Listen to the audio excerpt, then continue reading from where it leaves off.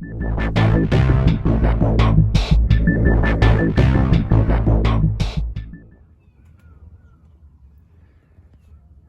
what's up guys?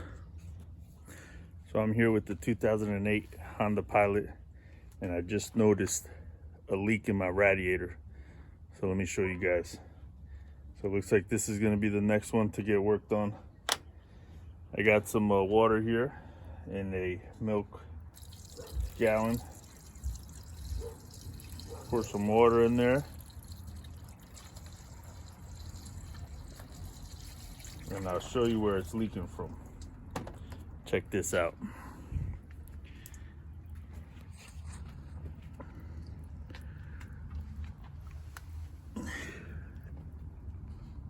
Oh, that's not good.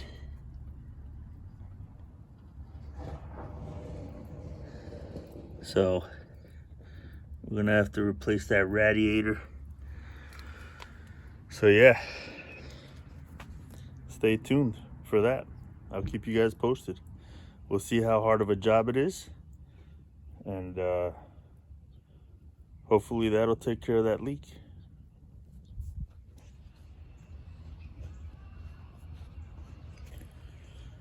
All right guys, we're back. So there's been a million videos on how to replace your radiator on YouTube for 2008 Honda Pilot, but I just wanted to show you things that they may not have covered. So here, so I have removed the bottom part cover there, the grill, and then the top cover that goes on top of the grill. And I just want to show you here, these are the items that are going to give you some trouble. So these connectors here, like you see this guy here, so removing that from the fan assembly, as well as this guy here, and then these little connectors that get attached right here.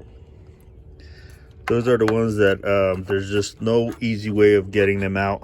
You're just gonna have to break them off, and then, you know, just purchase new ones of these guys and then just put them back on. And then removing the front grille, that gives you a lot of room to work with. And then this, you just kind of loosen it up over here. There's a bracket here, and you loosen that guy up, and that'll give you plenty of room to work with. Same thing over here, right on this guy. And that'll give you good room to work with, and you'll be able to move the radiator back and forth so that you could get your hands in there and start disconnecting all this electrical wiring. And then the other part that I still have to do is disconnect the bottom hoses. So we have this big hose here that's for the radiator, for the coolant, and then you have the oil lines down there for the transmission that still need to be disconnected. So once I get to that, I will show you guys, and then we'll take it from there.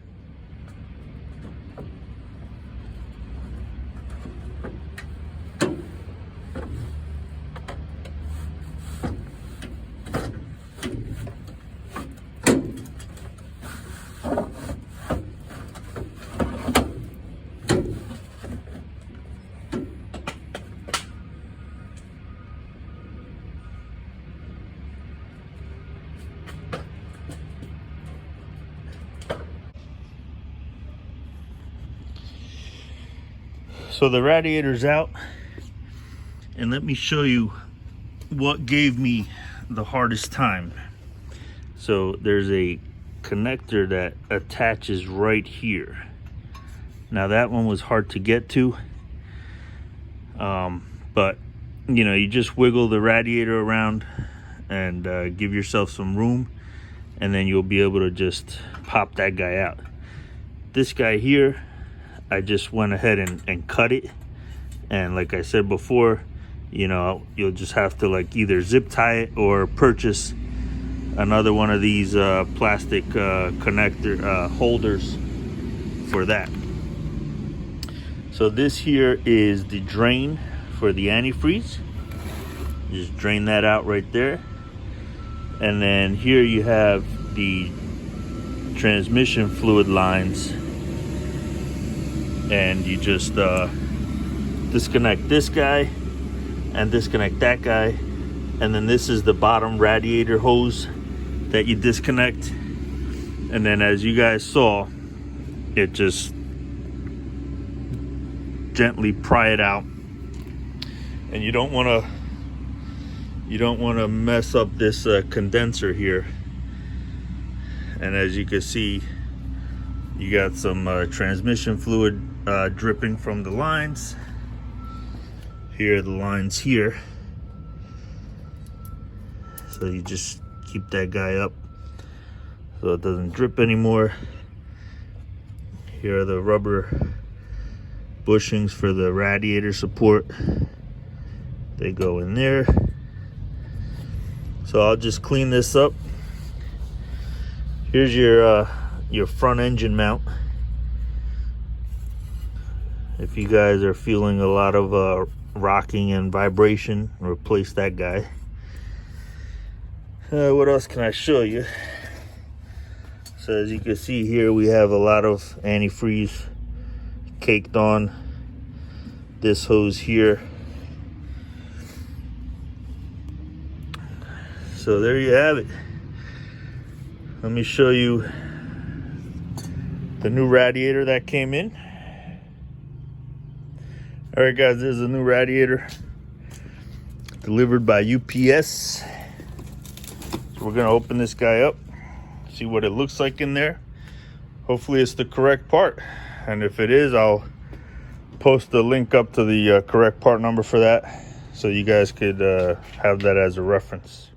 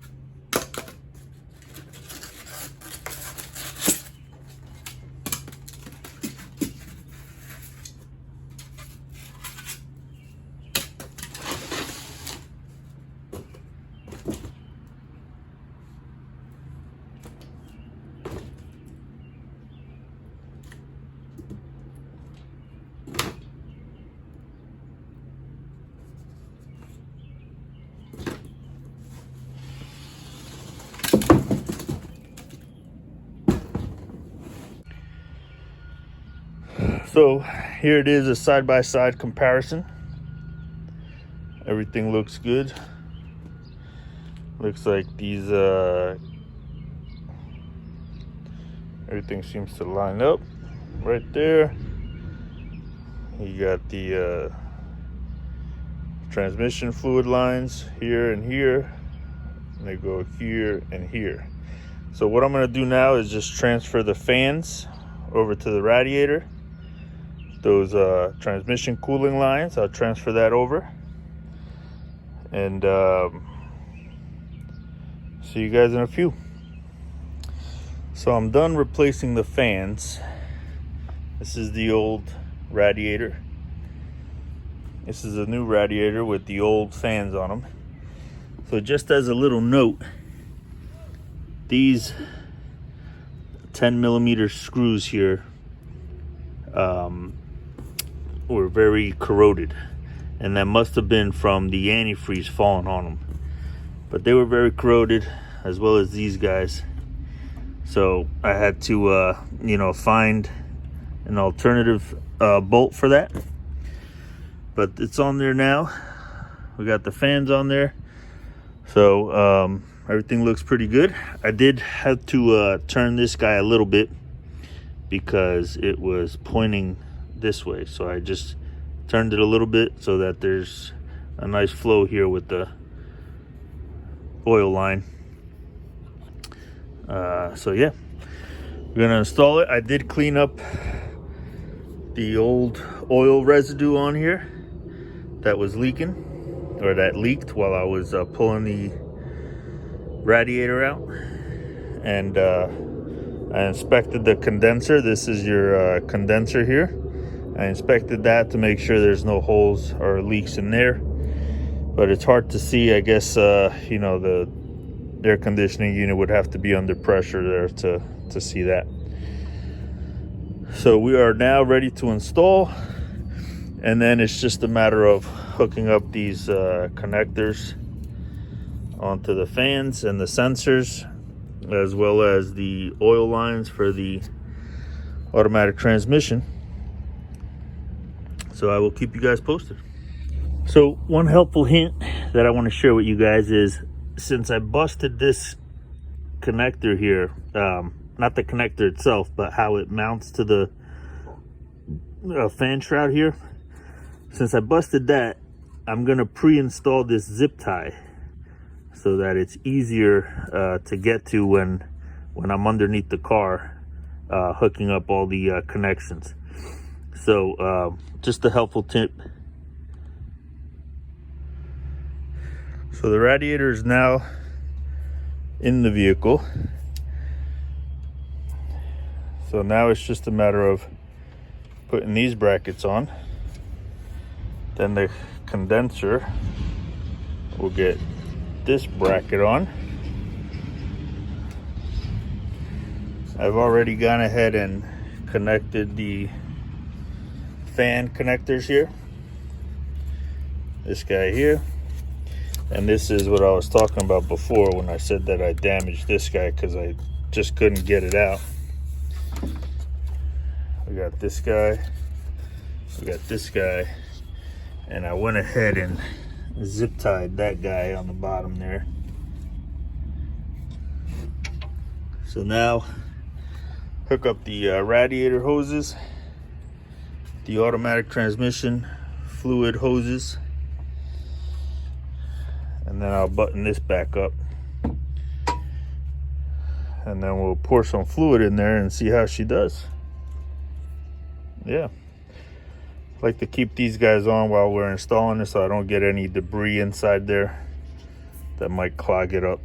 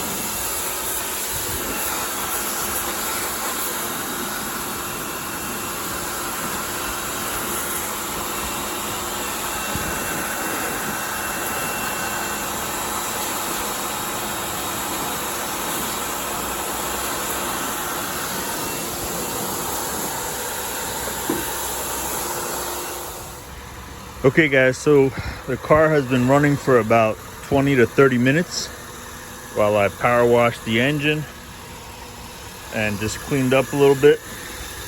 So I still have to install these guys on there, but pretty happy with this radiator that we got. So yeah, just keep an eye out on the description below. I'll link it up in the section there. So if you guys ever have to do this repair on your car, you will know what to expect. And like I said, it's been running for about 20 to 30 minutes and the temperature is just right there, just hanging in nice and steady. 111,000 miles on this guy. Pretty happy with it so far. I'm gonna try to squeeze out another 100,000 from this engine, but I'll keep you guys posted. Thanks for watching. Peace.